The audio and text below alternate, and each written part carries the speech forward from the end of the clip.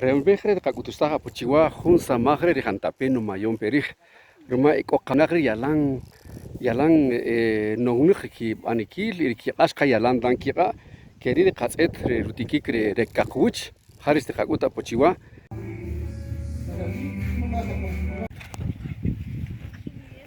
Tikatsu, Halala de Unchilaru, Laro Abenik, Kahicho, Lar Guampa, Pahumur, Galalari.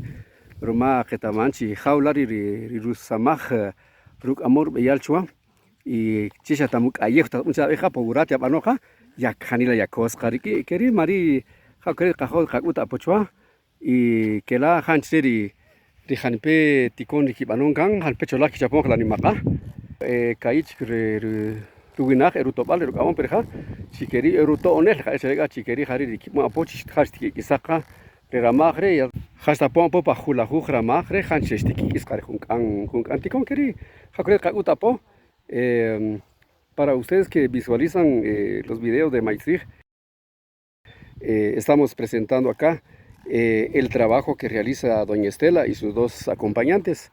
En realidad es admirable ver que ellas y ellos se han especializado para la siembra de zanahoria.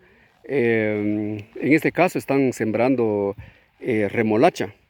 Entonces, de verdad es admirable eso porque también en el campo las personas se han vuelto especialistas y es como mostramos cómo va quedando el trabajo. Desde luego todo el trabajo del rayado lo hacen los dueños del terreno o es pagado también. En cambio, lo que ella vemos que realiza es la siembra de la remolacha. Quiero ver